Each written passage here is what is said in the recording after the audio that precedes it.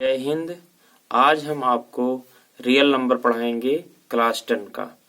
तो चलिए देखते हैं। रियल नंबर को हम इंग्लिश में वास्तविक संख्या कहते हैं। वास्तविक संख्या के बारे में आज हम पढ़ेंगे। तो पहले हम समझते हैं रियल नंबर। तो रियल नंबर समझने से पहले हम देखेंगे संख्या कितने प्रकार के होते हैं। संख्या दो प्रकार की होती हैं। एक होती है वास्तविक संख्या, एक होती है काल्पनिक संख्या। वास्तविक संख्या को इंग्लिश में हम रियल नंबर कहते हैं, काल्पनिक संख्या को हम इंग्लिश में इमेजिनरी नंबर कहते हैं। दिख रहा है ना स्पष्ट से। तो अब हम चलते हैं रियल नंबर को देखेंगे, रियल नंबर में क्या क्या आती हैं, और उसके बाद में हम देखेंगे काल्पनिक संख्या, काल्पनिक संख्या में क्या क्या आती है। वास्तविक संख्या किसे कहते हैं? जिस संख्या का कुछ मान हो उसे हम वास्तविक संख्या कहते हैं। जिस संख्या का कुछ मान हो, कोई भी संख्या है, चाहे वो सम संख्या है, चाहे विषम संख्या है, चाहे परिमेय संख्या है, चाहे अपरिमेय संख्या है, चाहे शांत दशमलव है या अशांत दशमलव है, कुछ ना कुछ उसका मान हो। जिस संख्या का कुछ ना कुछ मान हो उसे हम वास्तविक संख्या कहते हैं। और जिस संख्या का कोई भी मान ना हो उसे हम काल्पनिक संख्या कहते हैं। कोई भी संख्या ले लो, अगर कोई उसका माने नहीं निकल रहा है तो क्या है? काल्पनिक संख्या है। तो जैसे ये देख लो, अंडर रूट माइनस 25 क्या है? अंडर रूट -25 का वर्गमूल निकलेगा? नहीं निकलेगा ना। तो ये क्या है? काल्पनिक संख्या है। अंडर रूट -7 क्या है? काल्पनिक संख्या नहीं है। अगर उदाहरण दे रहे हैं कि 2x² धन 10 बराबर 0, हमको x का मान निकालना है। तो यहाँ पे देखिए, यहाँ पे कितना है? x बराबर प्लस माइनस अंडर रूट -5। अब -5 अंडर रूट -5 का मान निकल रहा है? नहीं निकल रहा है ना। तो ये क्या है? ये अंडर रूट -5 क्या है? ये काल्पनिक संख्या है। क्या है? काल्पनिक संख्या। काल्पनिक संख्या ये जो संख्या अंडर रूट में रहेगा और वो क्या रहेगा? माइनस रहेगा, वही काल्पनिक संख्या रहेगा। काल्पनिक संख्या केवल एक ही प्रकार का होता है, यही काल्पनिक संख्या है। बाकी जितने भी हैं, परिमेय है, अपरिमेय है, शांत दशमलव है, अशांत दशमलव है, सम संख्या, पूर्णांक, आभाज्य संख्या, ये सब क्या है? ये सब वास्तविक संख्या में आते हैं। और ये सब क्या है? ये क्या है? अंडर रूट -25, अंडर रूट -7, ये क्या है? काल्पनिक संख्या है। तो मुझे उम्मीद है कि आप वास्तविक संख्या और काल्पनिक संख्या के बारे में आप समझ गए होंगे। आपको एक चीज पहचान लीजिए कि कोई भी संख्या रहेगी, अगर वो अंडर रूट में है, कोई भी संख्या अगर वो ऋण है, कोई भी संख्या क्या है? वो ऋण है। जैसे मान लीजिए ये क्या है? 4 है, ये क्या है? ऋण है। और ये क्या है? इसमें लगा दिया अंडर रूट। तो अगर कोई पूछे कि ये क्या है? अंडर रूट -4, ये क्या है? तो इसको तुरंत बताइए, ये काल्पनिक संख्या है, ये इमेजिनरी नंबर है। ठीक है। तो अब बताइए 4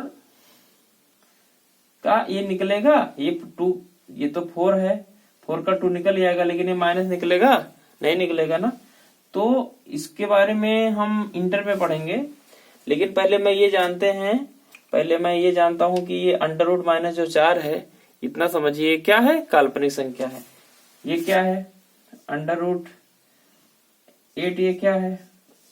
अगर कोई पूछे कि -8 का वर्गमूल निकालिए, तो -8 का वर्गमूल निकलेगा? नहीं निकलेगा ना।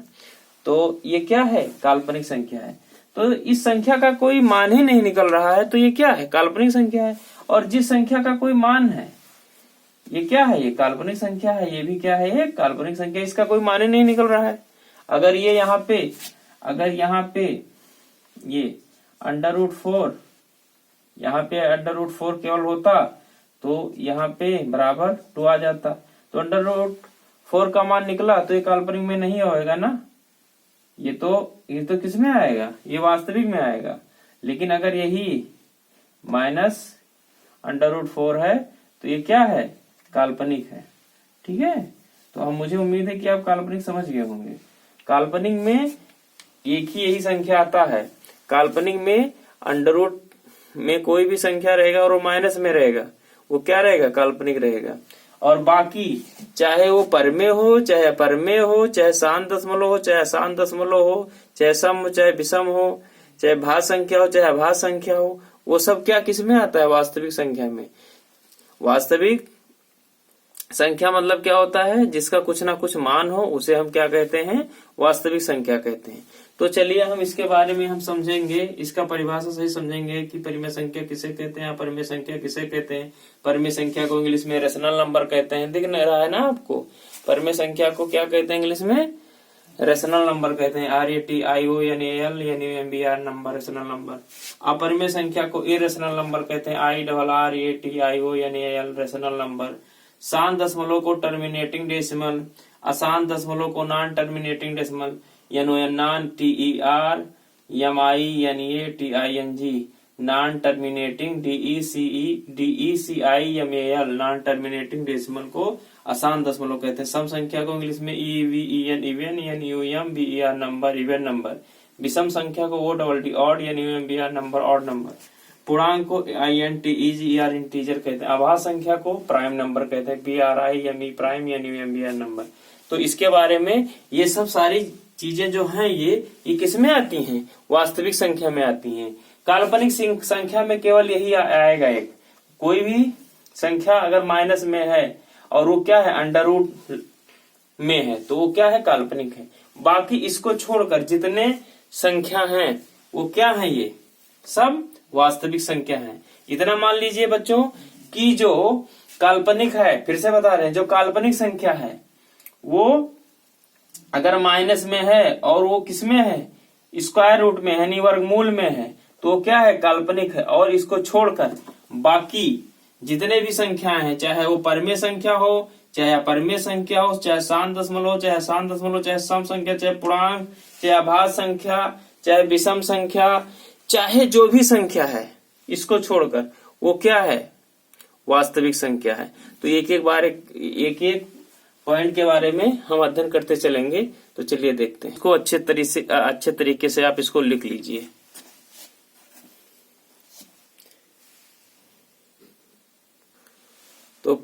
तो परमेय संख्या का परिभाषा समझ लीजिए कि जिस संख्या का अंश और हर क्या हो, पूर्णांक हो। जिस संख्या का अंश और हर क्या हो, पूर्णांक हो, लेकिन हर क्या है, शून्य ना हो, उसे हम परमेय संख्या कहते हैं। समझ लीजिए -8 बटा -16, 0/7, ये सब क्या है, परमेय संख्या है।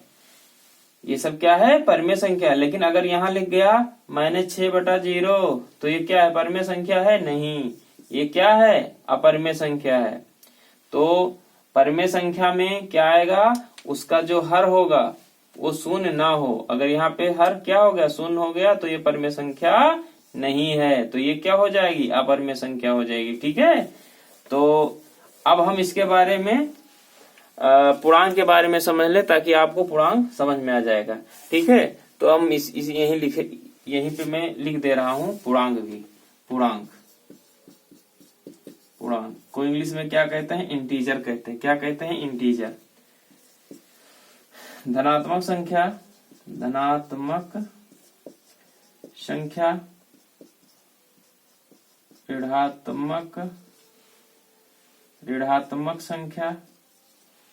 और शून्य को हम पूर्णांक कहते हैं। धनात्मक संख्या, ऋणात्मक संख्या और शून्य को हम क्या कहते हैं, पूर्णांक कहते हैं। तो आप पूर्णांक भी समझ गए ना, पूर्णांक को इंग्लिश में इंटीजर कहते हैं। यहाँ पे INTEGER इंटीजर। तो आप समझ गए ना, इंटीजर 3 ही तरीका का होता है। जैसे ये है -8 है, -7 है, यहाँ पे ये 0 है, और यहाँ पे इधर 0 से दाएं हम चलेंगे तो धन चिन्ह होगा, 2 3 है ना, 1, ऐसे नहीं है, 1, समझे। तो 0 से अगर हम दाएं चलेंगे तो हमें कौन सा चिन्ह प्राप्त होगा, धन चिन्ह प्राप्त होगा। अगर 0 से हम बाएं चलेंगे हमें तो कौन चिन्ह प्राप्त होगा बेटा, ऋण चिन्ह प्राप्त होगा। ठीक है, तो यही है। तो पूर्णांक कितने प्रकार का होता है, पूर्णांक 3 प्रकार का होता है। एक धन संख्या, धनात्मक संख्या, ऋणात्मक संख्या और शून्य। इसके अलावा पूर्णांक नहीं होता है। अगर कोई पूछे कि पाई पूर्णांक है, नहीं। एक्स पूर्णांक है, नहीं। वाई पूर्णांक है, नहीं। जेड पूर्णांक है, नहीं। अक्षर जो है पूर्णांक में नहीं आता है, ठीक है। अगर आता है तो क्या आता है, अंक आता है, ठीक है। वो भी अगर कोई आपसे पूछे, अगर आपसे पूछे कि ये बताओ √5 क्या है, ये पूर्णांक है, तो ये पूर्णांक नहीं है, ठीक है।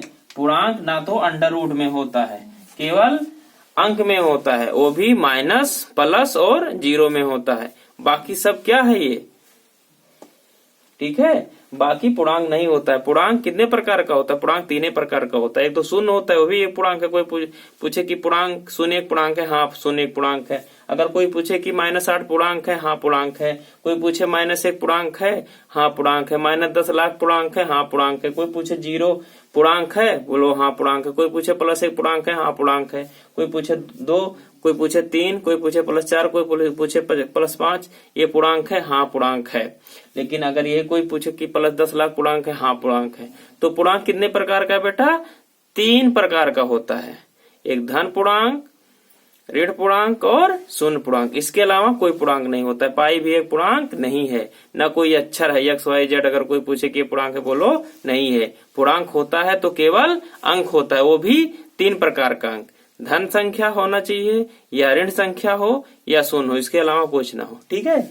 तो मुझे उम्मीद है कि परिमेय संख्या आप समझ गए होंगे। जिस संख्या का अंश और हर क्या हो, पूर्णांक हो, लेकिन हर जो है शून्य ना हो, उसे हम क्या कहते हैं, परिमेय संख्या कहते हैं, ठीक है।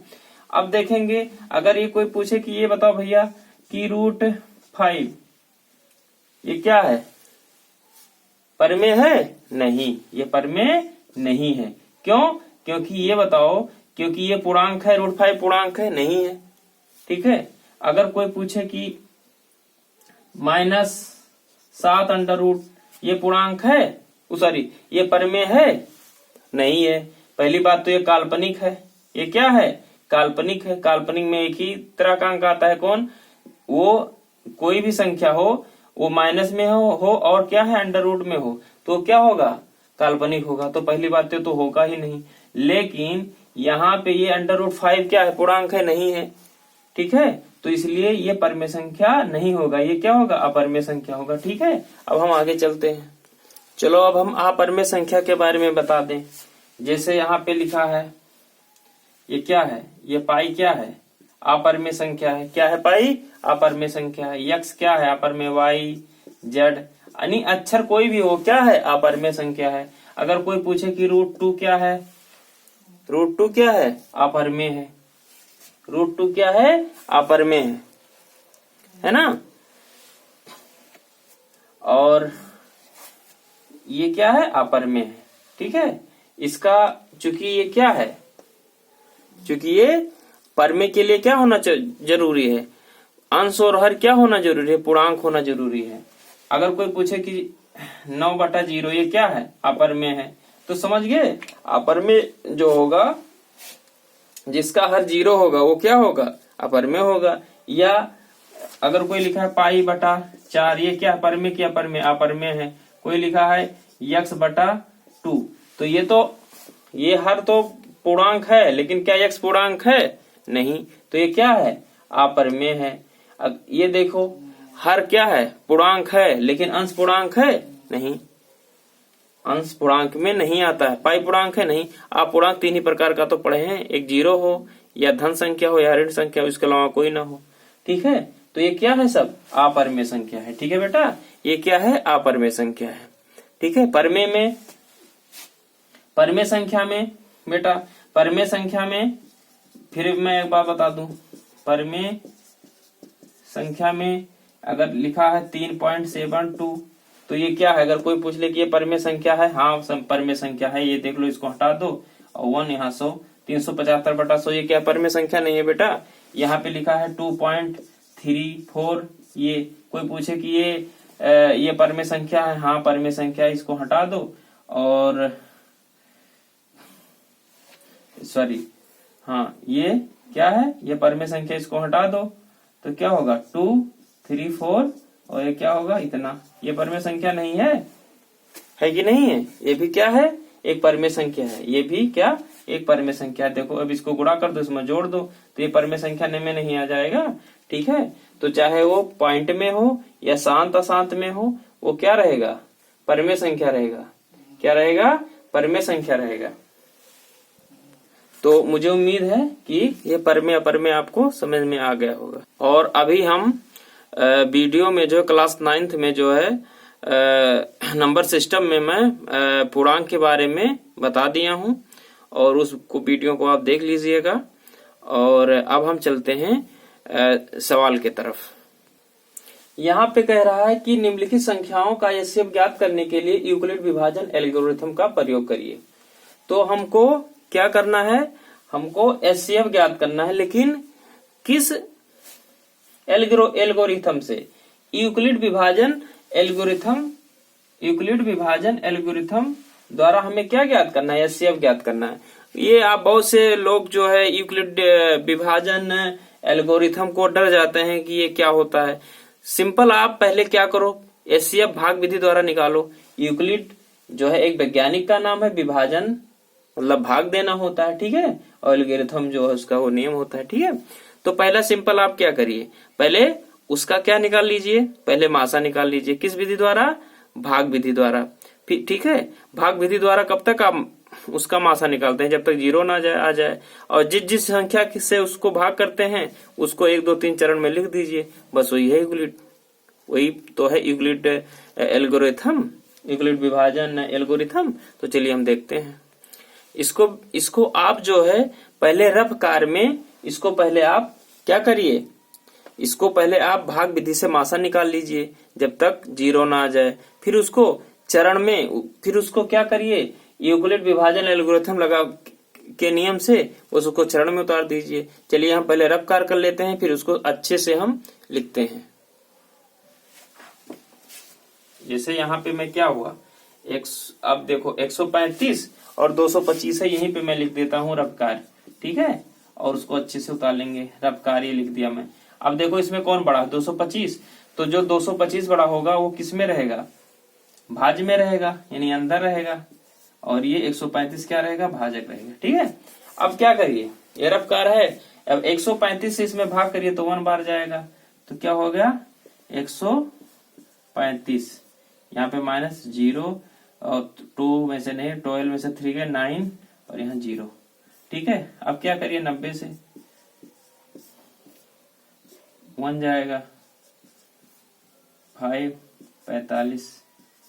ठीक है, 90 45 ना 90 क्या गया, 0 आ गया ना बेटा। जब 0 आ गया कितने चरण में आया, 1, ये 2 और ये 3। ठीक है, और ये क्या है, यही जो 45 से ये संख्या कट गया है, 45 से जो है यही तो होगा भाजक ही, तो लास्ट वाला भाजक ही तो होगा इसका एचसीएफ। तो चलिए अब हम देखते हैं इसको कितने चरण, 3 चरण। तो पहले क्या लिखेंगे, पहले मैं क्या लिखूंगा, यूक्लिड विभाजन एल्गोरिथम के नियम से, यूक्लिड विभाजन एल्गोरिथम के नियम से। कुछ नहीं करना है, पहले इसका सिंपल मासा निकाल लो, उसके बाद में लास्ट में जो जिस संख्या से 0 आए बस वही संख्या क्या होगा, एचसीएफ होगा। अब इसको 3 चरण में मैंने क्या दिया है, इसका एचसीएफ निकाला है, तो 3 चरण लिख दो, बात खत्म। तो यहाँ पे मैं लिख दिया यूक्लिड विभाजन एल्गोरिथम के नियम से। तो पहला चरण में क्या है, अब यहाँ पे क्या होता है, जिस तरह आप भाग को सिद्ध करते नहीं हो वैसे लिखना है। बीच वालों को सबसे पहले लिखना है, 225 यानी भाज्य, पहले मैं लिख दे रहा हूं, यही है और कुछ नहीं। भाज्य बराबर क्या होता है, जैसे आप भाग सिद्ध करते हो वैसे भाज्य बराबर भाजक गुणे भागफल धन शेषफल। ठीक है, शेषफल। अब यहाँ पे अच्छे से मैं लिख दिया, भाज्य कितना है 225, बस वैसे है, कुछ इसमें नहीं है। भाजक कितना है, इससे जो हम भाग देते हैं उसको भाजक बोलते हैं, 135 गुणे भागफल कितना 1, धन शेषफल कितना है 90। अभी तो नहीं कटा, ठीक है, तो इसको मैं जरा मिटा रहा हूं ये। ठीक है, अब क्या करेंगे, अब भी नहीं कटा ना, अब 90 से भाग दे रहे हैं ना, तो अभी बीच वाला फिर लिखेंगे, ये पहला चरण ऐसे लिख दो, सेकंड 135, ये भाज बराबर, ये बीच वाले को भाज बोलते हैं, भाज बराबर भाजक, भाजक गुणे भागफल कितना है 1 धन शेषफल अभी कितना आया है 45 नहीं आया है ये, ठीक है, अभी 0 नहीं आया, फिर एक बार करेंगे यहाँ पे, तो तीसरा चरण फिर लेंगे ये। अब ये क्या होगा बीच में, फिर अब क्या है, ये तीसरे चरण में 90 है, तो 90 को पहले लिखेंगे बराबर क्या होगा 45 गुणे 2 धन 0। अब 0 आ गया ना, तो किससे हम भाग देते, 45 से, 45 ही मासा होगा, तो यहाँ पे लिखिए HCF कितना आया, ये भाजक जिससे हम भाग देते हैं लास्ट वाला, ये जो लास्ट वाले से कटा है भाजक से, इससे 45 से ये तो कटा है तो 0 आया है, तो ये क्या होगा HCF होगा, HCF 45 आंसर। बस यही है, इक्वलिट विभाजन कुछ नहीं है, बस क्या करिए पहले सिंपल से आप क्या कर लीजिए, भाग विधि से मासा निकाल लीजिए, उसके बाद में क्या हो कि उसके बाद निरपकार में निकाल लीजिए, फिर जिस संख्या से आप भाग दिए होंगे, मान लीजिए 1 2 3 चरणों में दिए हैं, लास्ट में जिससे कटा है बस वही मासा हो गया। अब इसको क्या करिए, ये बीच का है इसको सबसे पहले लिखिए, फिर इसका गुणा करिए, फिर इसको जोड़ दीजिए, फिर क्या करिए ये लिखिए बाहर, फिर क्या करिए 90 गुणे 1, फिर प्लस 45 जोड़ दीजिए, ठीक है, यानी लास्ट में शेषफल तो आता है, और फिर क्या करिए फिर 90 को बाहर लिखिए और 45 से भाग दिए हैं, प्लस गुणा कर दीजिए 0। अब 0 आ गया तो जिससे हम भाग दिए हैं बस वही क्या है HCF है। तो मुझे उम्मीद है कि ये वीडियो बहुत पसंद आया होगा, आप इसको सब्सक्राइब कर दीजिए, क्योंकि बहुत मेहनत लगी है। अभी मैं रात 11:30 बज रहे हैं, 11:30 बज रहे हैं, और बहुत मेहनत लगती है, तो प्लीज इसको आप शेयर कर दीजिए अपने दोस्तों के साथ, और वीडियो पसंद आए तो लाइक कमेंट सब्सक्राइब कर दीजिए, ताकि सब्सक्राइब करने का फायदा ये है कि जो भी मैं वीडियो डालूंगा तो आप तक नोटिफिकेशन पहुंचेगा, बस इतना ही, और इसका कोई पैसा नहीं मिलता है। धन्यवाद, जय हिंद, जय भारत।